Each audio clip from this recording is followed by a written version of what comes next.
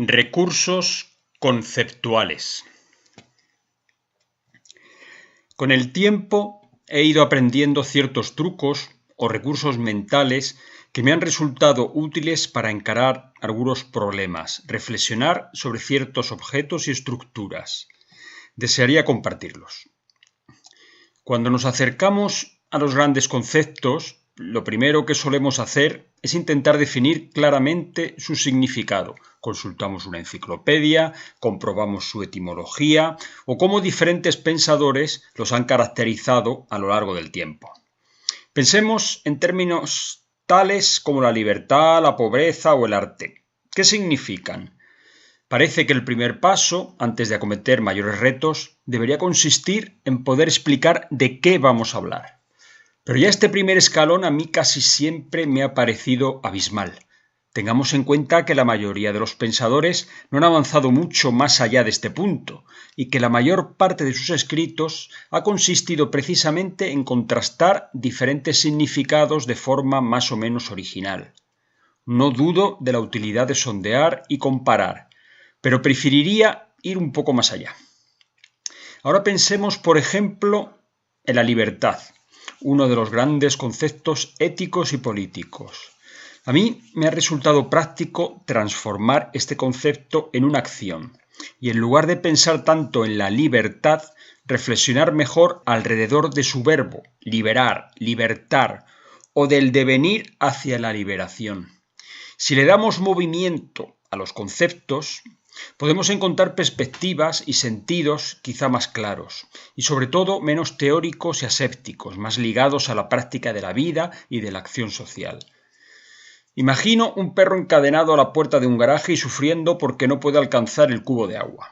¿En qué consiste la libertad de ese perro? Pregunta compleja, pero resulta más transparente la acción-reflexión de liberar, digamos, a un perro, una clase o un pueblo. Creo que la perspectiva que nos ofrece la verbalización del concepto nos puede aportar más claridad. Esto fue lo que hice, por ejemplo, al encarar el tradicional problema de la pobreza en relación con el abastecimiento de agua, cuando preferí pensar mejor en el proceso de empobrecimiento, o más recientemente cuando he tenido que reflexionar sobre el arte y he utilizado el verbo artear o artificar para incidir, en lugar de la obra de arte, en la experiencia artística.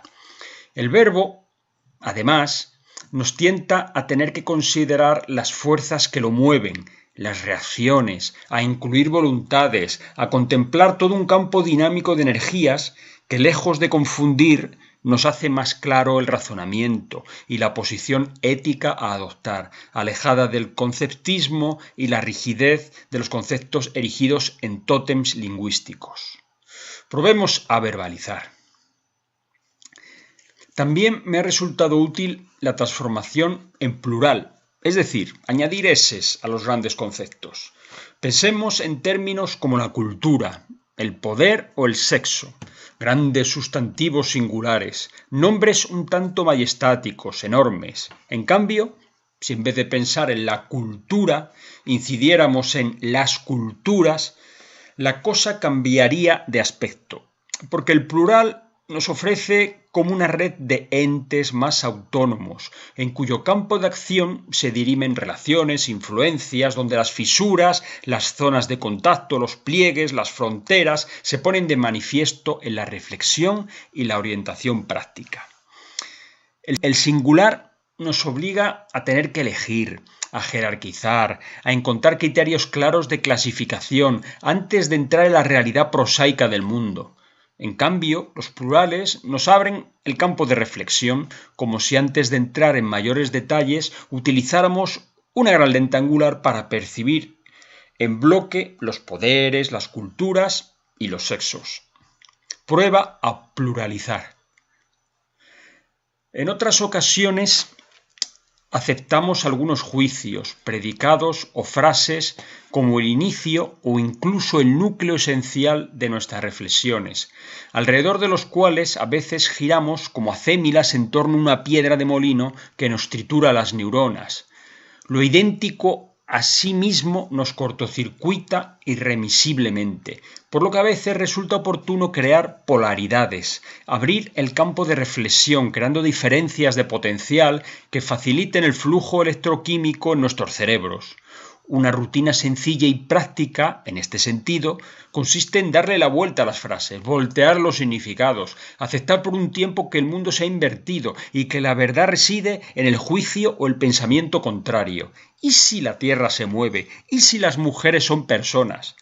No digo ni que la verdad esté siempre en el lugar opuesto, ni en un lugar equidistante, sino que el experimento de desobedecer a las rutinas nos permite activar la imaginación y simular razonamientos y otras oportunidades de veracidad.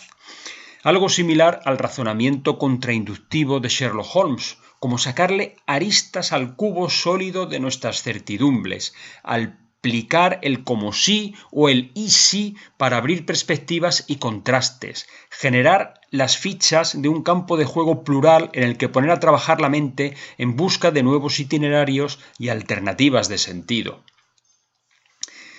Si uno consulta qué es la música, por ejemplo, se encontrará la siguiente definición casi universal: la sucesión ordenada de sonidos.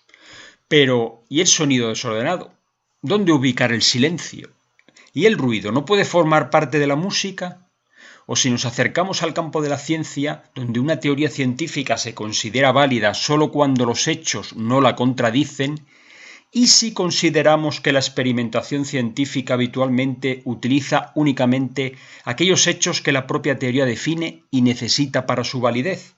Como si la teoría solo fuese una solución de compromiso, una más en el marco de un acuerdo precario entre otras teorías. Prueba a contrariar.